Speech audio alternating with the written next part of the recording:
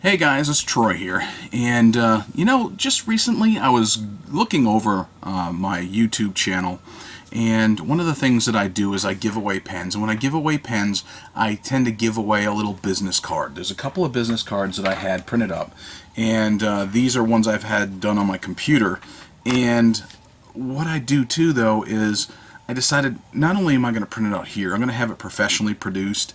So I was just getting some printed up, and it got me to thinking. Fountain pen video reviews, news, advice, and opinions. New collector advice is our specialty.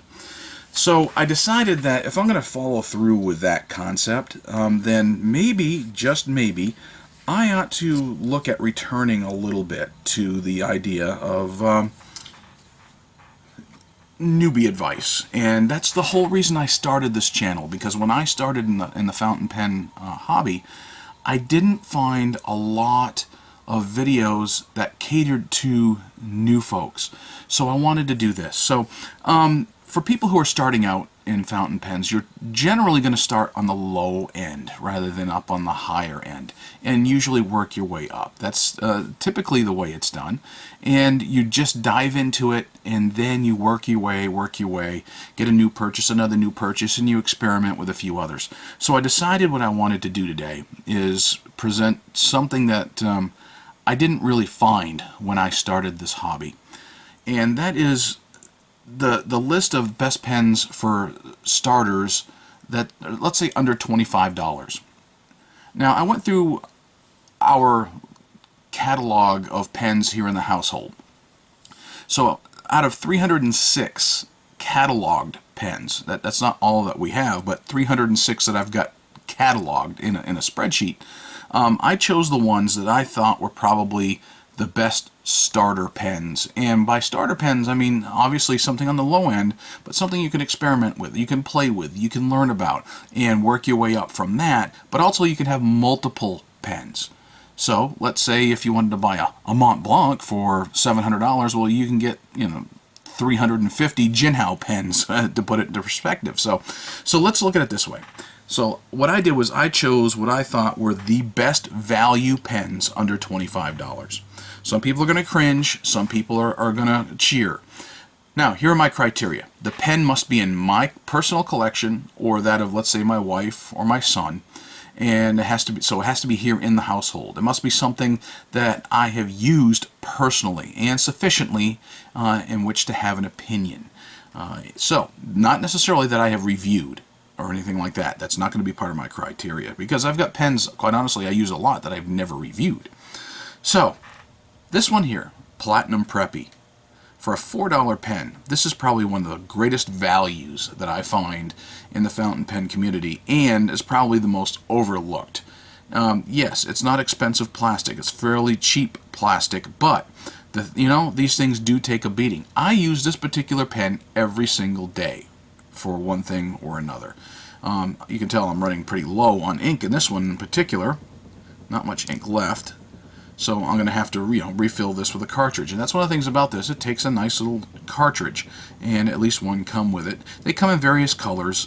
This one happens to be in black, which is what I wanted, and it's a fine nib, and it writes well. It writes perfect the first time, every time. I never have to worry about whether I'm going to have a hard start or whether my Platinum Preppy is ever going to work. It does every single time. Japanese fountain pen made inexpensively with a nice, fine nib, and it actually writes very, very well. So that's why the Platinum Preppy is on my list of the top, I would say the top 10 under 25, but quite honestly, I've got more than just 10, and the reason for that is there are actually a lot of options in this price range. So if you're looking for things with which to play, and I'm going to give you my opinion of the best value for your money, this would definitely be one of them.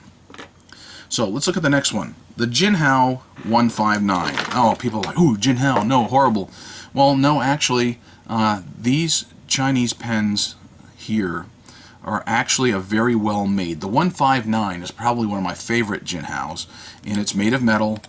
It's big, it's girthy, it's pretty good for people if you have arthritis. It's also, to give you an example, It is made to resemble, and here's another one I have in black. In the house we've also got one I think in orange, we've got one in gold, we've got one in red, but these are meant to resemble a Mont Blanc 149. So you can see the basic resemblance of the shape and the general look. Not a perfect copy, nor was it meant to be. But this is what the Mont Blanc 149 looks like compared to the Ginhow 159. These come with a number 6 standard nib that is easily swappable, so you can try different nibs, different styles, different different widths. So, for $3 or so, maybe $4 shipped to your door if you want to wait for to get it from China, or $8 or so from distributors like Goulet Pens. The Ginhow 159, in my opinion, is actually a pretty good bargain for your money. So keep in mind, I'm talking pens under $25. Actually, I probably could say under 20 thereabouts and be accurate for most of these. So let's go look at another one. This is another one of my favorites right here. This, for the money, I think, is a tremendous bargain. The Wingsong 698. It is a Chinese knockoff of a TWSBI, as you can probably tell. And this is a piston filler. By the way, cartridge converter fill on these. But this is a piston filler. And, they were retailing for $15 or $16. So I picked this up when they first came out, and they actually write fairly well. I was not disappointed with how it wrote. I thought it was a pretty good value for the money. I know there are people who just despise the fact that it's a knockoff of a TWSBI, but quite honestly, these kind of stand on their own. They write well, and this probably has dropped in price. My understanding is they dropped to somewhere around $12 since the time I bought them. So the Wingsong 698, actually a very good value for the money, in my humble yet most accurate opinion. Let's move on to another one. Ginhow is another. We talked about Ginhow just a few moments ago, and as far as a value, this is the Ginhow 1200. This is one of my favorite models of the Ginhow. The 1200. This one happens to have a dragon head clip with little red eyes on it. And again, it's got the number 6 nib that you can swap out if you so choose. But this right here, for about $7, was a very smooth, very nice writer. So the Ginhow 1200, not a bad price, not a bad pen. For the money, it's kind of hard to beat. And it's cool looking. I mean, it's got a dragon clip. Come on. Who can complain? Alright, so let's move on to another Ginhow, and on the dragon theme. This is a Ginhow Dragon pen. Now I've got another dragon pen that Ginhow put out, but it wasn't retailing for within this price range, but I still got it within this price range because I guess it was getting towards the end of the run. But this one here, it's like $12, $14 or so for this particular pen, and it's got that pewter colored, but it's all molded metal. Again, it's got a cartridge converter filling system, and as you can see, this particular pen, it's weighty. You'd think that it would feel horrible to grip and write with because it's got such a small section, but it's not too bad. So, I mean, for what it is, it's really hard to complain about this particular pen. Also, the cartridge converter system. You can see I've already cleaned this one out, so I don't have any ink in it right now. But for what it is, it writes very nicely, very smoothly, and if you're looking for something kind of different to put into your collection, there you go. For about $12, $15, probably about $12 now, that's not a bad value for what you're getting, the Ginhow Dragon pen. Now here's one that I picked up fairly early on, and we got a couple of these in our household. This is the Pelican Twist. It's meant to be a children's pen, and it's so called because it's got kind of the twist of the terrain of the plastic on the pen. This one here happens to be my son Matthew, and you can see it's called the apple. So it's got the apple color. So it's got the red on the outside, it's got the green on the inside, and it's got a nice little nib on it. For, again, I think these were $12 or less. This is actually a very nice writing pen. You don't need a roll stop because they're triangular and twisted, hence the name Twist, but it writes very smoothly. It takes a cartridge, and I'm sure you can get a converter for it, but we just throw cartridges in it. It's from Pelican, so you would expect quality from a name like Pelican, and we were not disappointed. So I actually had this one for myself, and this is the blueberry version, probably because it's a really dark blue, and then you've got the purplish on the inside. I bought this for myself, was using it. The wife saw it, she picked it up, wrote with it, and she fell in love with it, so I just gave it to her. So we got a couple of Pelican Twists, and like I said, for just around 12 bucks, maybe a little less. It's an excellent writing pen. It's great for kids. It's girthy. It's got that triangular grip, so it's, and yeah, the grip works very well if you've got the three-fingered grip like I do, and probably like most of us were taught to use in school. But you can't go wrong with a Pelican Twist. Very good pen for the money. Here's another one that just recently I did a review of, and I got some flack from people who, just have a bias against Chinese pens again, I guess. But Dlike puts out the Moonman. This is the M2. It is a piston, correction, it is an eyedropper filler, so you've got a great big ink capacity here. Now, if you are brand new into fountain pens, you may not want to go this route only because it is an eyedropper filler. Now, what does that mean? That means basically you untwist this, you pull it out when this is all obviously empty, and you suck up ink in a little bulb syringe and you squirt it down in here, put the thing back in. Now, the good side to that is the fact that you've got a huge ink capacity that you're not going to use up anytime soon. I've got a dark ink in here. My wife has one, and she puts purple ink in hers, and quite honestly, they write very, very smoothly. I do like demonstrator pens. I do like being able to see the ink slosh around inside, and especially in the purple one, it shows up really nice with that purple ink in my wife's one. But for the Moonman M2, for this to be around $15 or $16 delivered to your door, it is well worth, I think, the money. It is one of the smoothest pens right out of the package I've used, especially from China. So I was very impressed, and it rapidly became one of my favorites to use, and I've been using this one an awful lot, the Moonman M2. Highly recommended. Alright, here's one that kind of was a sleeper to me that I didn't expect to be as good as it was. I didn't know what to expect, quite honestly. The Dlike Submarine. This particular pen here runs around $16 is what I paid for it. And this has got a celluloid body. And you can see, look at that color, that red. I picked the red, and it's got almost like a brass looking cap, but it's meant to resemble a submarine, as you can probably tell. And this one in particular, I was impressed. Another very smooth. First time I used it, it wrote fantastic. I put some Yamabudo ink into this thing, and it writes great. Because it wrote so well, I kept using it and kept using it and kept using it. So it's another cartridge converter filler. And quite honestly, like I said, it was kind of a sleeper in that I did not expect it to write so well, and it was well worth the money. Very smooth. I'm the kind of guy, I want a pen to write. I don't have to have the status or prestige necessarily, as long as it's a good writing pen.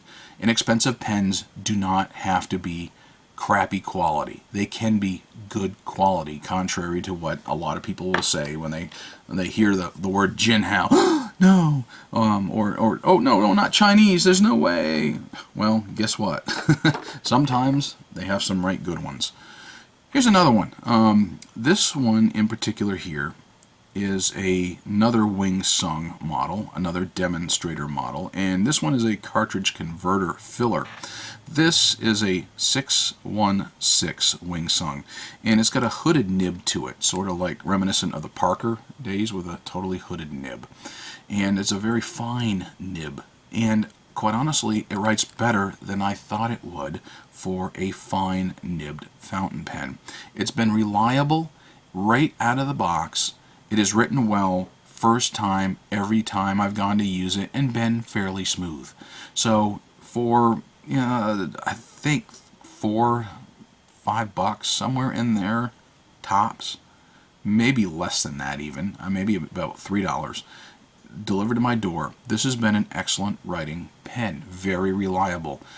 Yes, it's not the most expensive plastic, it doesn't feel real expensive, but I didn't expect that for like a $3 pen, and it is something that writes very, very well. I can't argue with how it writes. The value that I get out of this pen for what I paid for it is tremendous, so I cannot complain. So the Wingsong 616, or is it 618?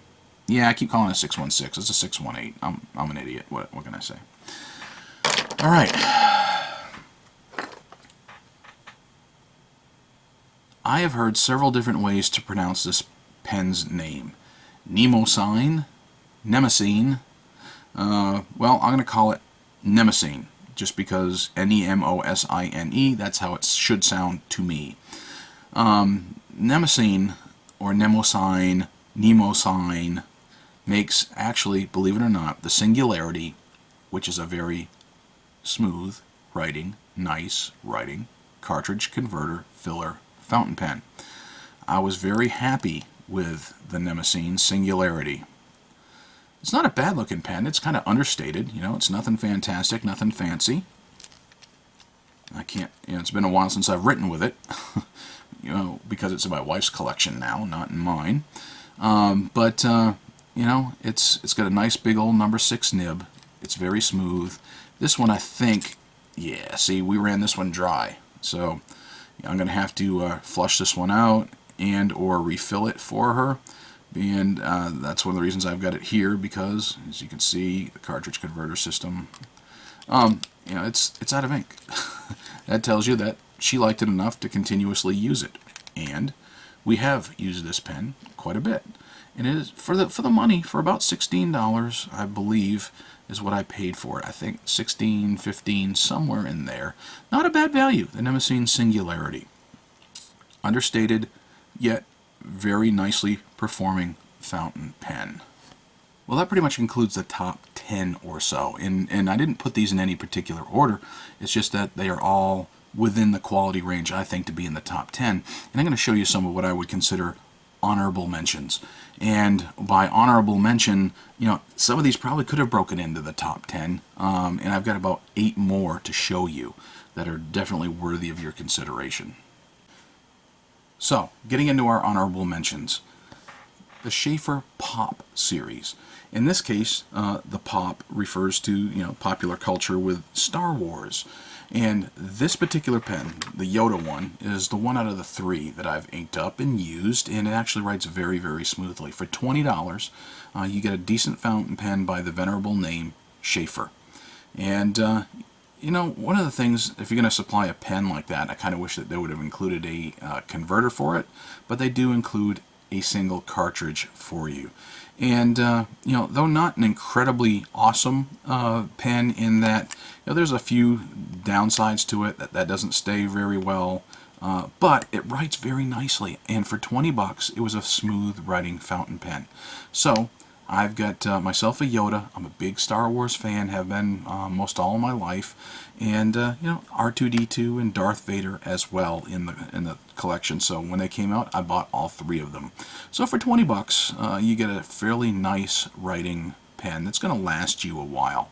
So I decided, yeah, that's worth an honorable mention. Maybe not necessarily inclusion into my top 10, but definitely worthy of consideration to adding to your collection. This is one that I'm sure a lot of you figured, why wouldn't it be on your top 10? Well, they're not, in my humble yet most accurate opinion. One of the first fountain pens that I bought when I decided to start collecting was the Pilot Metropolitan. Now, the Metro is on most people's premier list of starter fountain pens, and I understand it. For about $15, you get a decent metal, solid fountain pen that writes fairly well. And that's exactly what I think about it. You get a decent fountain pen that writes fairly well. Not tremendous pen, in my opinion. I just liked all the ones that I had on my top 10 better than the Pilot Metropolitan. But it's a cartridge converter fountain pen. This particular one, usually it comes with a little squeeze converter, and I robbed that particular converter to put into a different pen, which I'm going to show you here in a little while. But they come in all different kinds of colors. You know, it's got that snap cap to it. This one here is the animal, because you can see it's got an animal print to it. This one here, it's got a turquoise. We've got a few more in the house, like a pop art red, and we've got a purple one. We've got a second turquoise one here in the house. So we do have a bunch of them, and they do write well, and we do keep them around, and we do use them. So, but it's not at the top of my list. It's just not. But it's a nice fountain pen. I cannot complain about the Pilot Metropolitan in general. So that was definitely worthy of an honorable mention. I'm sort of a Waterman guy. The first pens that really got me into fountain pens was a Waterman. So these two I'm going to combine together. The Waterman Jeff, which is this one here, and a Waterman student pen. These are no longer in production, I do not believe, but you can find them on eBay, and generally you can find these for under $10. They are plastic, and here you can see on the Jeff, it's got the purple inside, the dark blue outside, and it's got a fine nib to it, cartridge converter. And I just slapped some Waterman cartridges in these, and they write well. My wife has one as well that is more of this style with a different pattern on it that's a little more girly. But this particular one here, you know, has sailboats on it and nautical theme to it. And again, it's got a nice little nib on it. And it's meant to be a student pen, and it writes well. So for, like I said, under $10 delivered to my door, I couldn't complain about these, and these definitely are worthy of an honorable mention. Maybe not necessarily in my top 10, but they're decent pens. They're reliable. When I went traveling to the Caribbean, I threw like this pen along with a few others in my pen pouch, and I used this one an awful lot while I was out and about, knowing that it was going to work well. And you know, it was under 10 bucks, so if I lost it or if it got broken, I wasn't going to cry over it. So not bad. You know, consider the Waterman, some of their lesser expensive pens. Like I said, no longer in production, but you can find them on eBay for under about 10 bucks.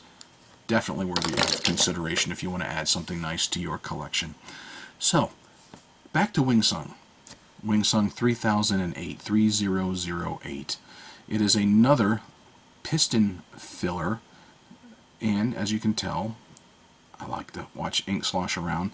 It is a demonstrator pen, and this one writes fairly well. I don't think it wrote quite as well as the other two that I shared, but it does have like a fine Lamy style nib to it, and you know, I like it. It's worth keeping, it's worth having, and for, oh, let's say somewhere around $3 or so, definitely worth having in your collection. And I bought a bunch of these to give away to people because, quite honestly, they wrote well. And you can get them in all different colors, and they just are a decent looking and durable and great value fountain pen for the money. So the Wingsong 3008 is worthy of adding to your collection. Let's go to back to another Chinese brand, Ginhow. This is the Ginhow 911. This is another one of those that kind of surprised me how well it wrote. One of the things it has is that hooded nib, reminiscent of a Parker. So it's got that fully hooded, very fine looking nib, but it's also a cartridge converter rather than having the aerometric converter or any kind of a plunger or a vacuum system.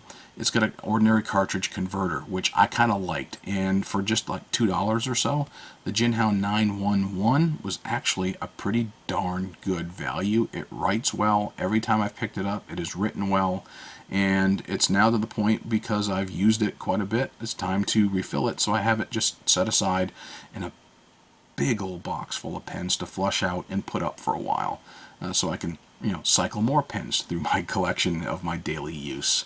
So the Ginhow 911 is definitely worthy of your consideration. I told you about the Pilot Metropolitan, here is one that's no longer in production. This is the Pilot Tank.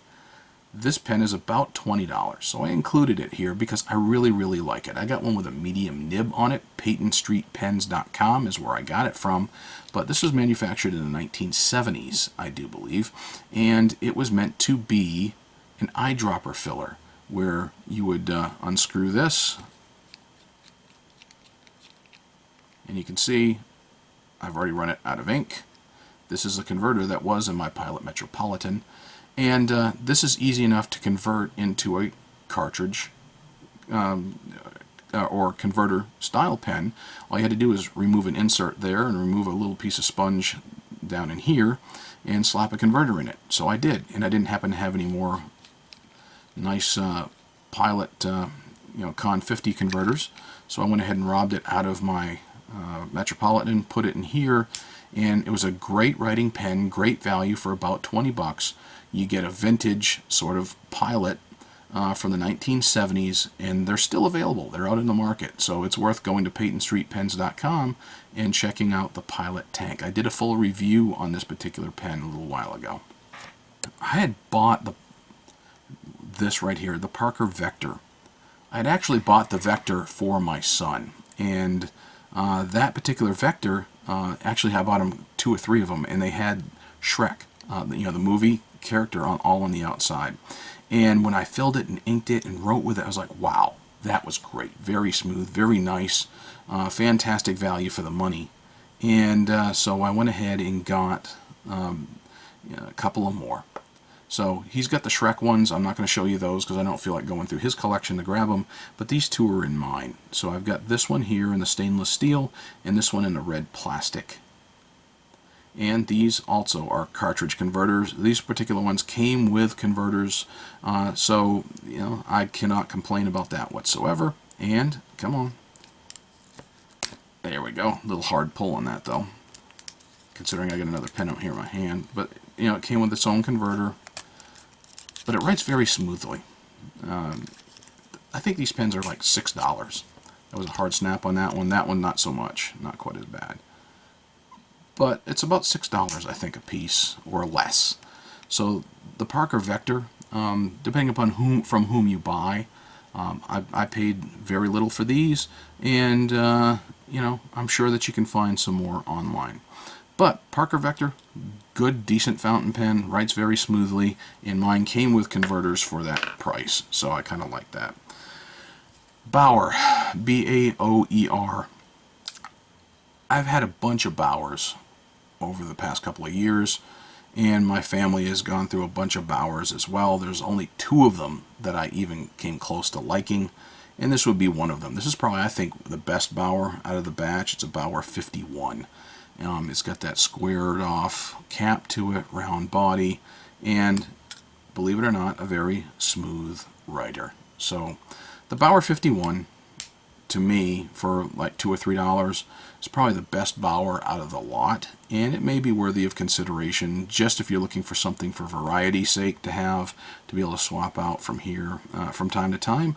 And the 51 is probably, like I said, the best of the lot of the Bauers, in my humble yet most accurate opinion. So there you have it, folks. Those are my top 10 plus about another 8 honorable mentions if you are looking for starter fountain pens. And again, that was the whole purpose that I ever started this channel, was to give advice to people who are just starting out, to share a little bit about some of my journey that I've been through, some of the stuff that I have learned, some of the pens that I have acquired, and nobody was really doing that when I first started. So I was kind of hungry for information, and I looked and I saw pens that people had that I would have to spend an entire paycheck to get. I wasn't willing to do that. I don't want to have to choose between paying my mortgage and buying a new pen. And don't get me wrong, I do have some pens that are hundreds and hundreds of dollars, but that's not why I started this hobby, and it's not why I started this channel. So there you have it. Fountain pens for newbies, in effect, and the under 25 price range, 25 US dollars. My next step is to take 25 to 50 or so, because it is your next level. It is your next step up. I'll show you some pens from there, but caveat, the selection kind of goes down a little bit within that price range. You'll have some decent ones, but you won't have quite as many from which to choose in that price range.